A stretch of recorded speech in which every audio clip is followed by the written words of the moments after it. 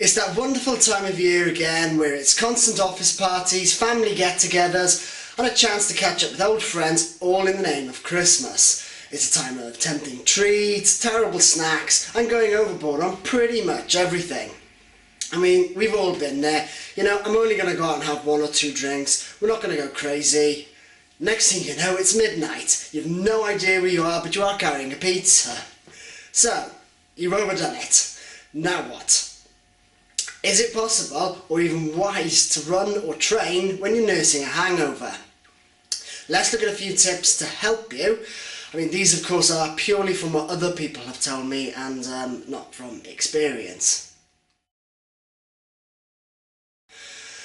Alcohol has the effect of dehydrating you. Now, you may not feel thirsty, but your body's water levels will be down on where they normally would be. Now, this shouldn't be a problem for a shorter run or a training session, and the fact that in the middle of winter the weather is colder.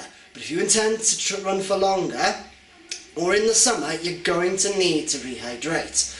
Now, water is a great start, and personally I find the High Five Zero tablets really effective, and we'll sip on one throughout the day. I mean, you can drink one as soon as you get up, and that's really helpful if you intend to run early. I mean, something I often do is prepare one in a sports bottle and leave it by my bed before I actually go out. So when you get home, you can start drinking it before you go to sleep, and that can make a big difference in the morning.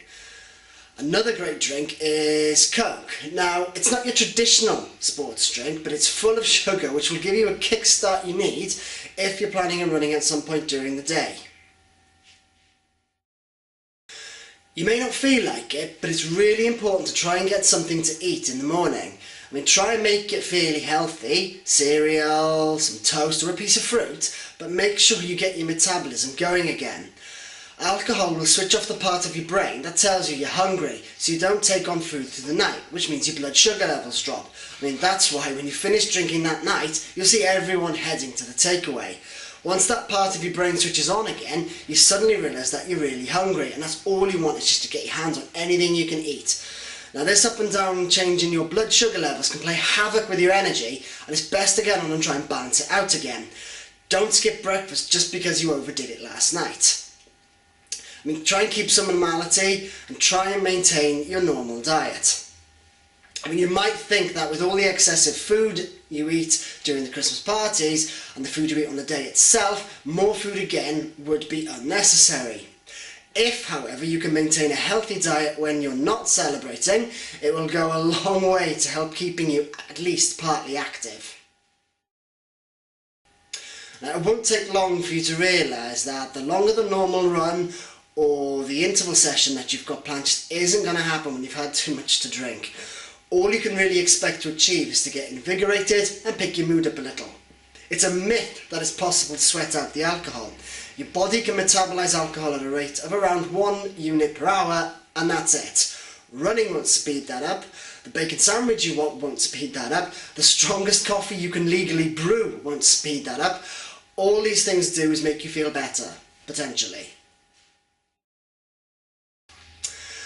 Quite often, the only thing you can really do is sleep. It gives your body the chance to clear out all of the toxins in your blood and allows you to rest up and recover.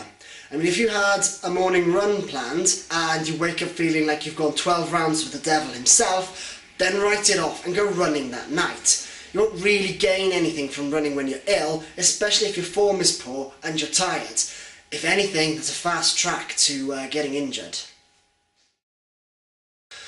The final tip is to take a few days in between your parties. I mean, while a one-off party won't inflict too much damage to your health and fitness, doing it night after night could.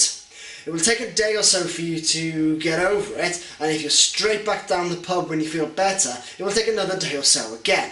And this constant cycle of dehydration and low blood sugar levels can seriously impact your running. Now, if you've got a fortnight of back-to-back parties planned, then don't expect too much when you train. Try, if you can, to take a few days off in between parties to give you a chance to recover, get in that training session that you want before you start all over again. Now, personally, I'm all up for having some fun over the Christmas period. After all, we're not monks and it's only Christmas once a year, so why not enjoy it? Just don't expect too much and don't put too much pressure on yourself when you train. And if you've woken up on the edge of oblivion and you're willing to trade your soul for just one moment of pain-free bliss, then write it off. You're not going to run that day. Now take care and have a great Christmas.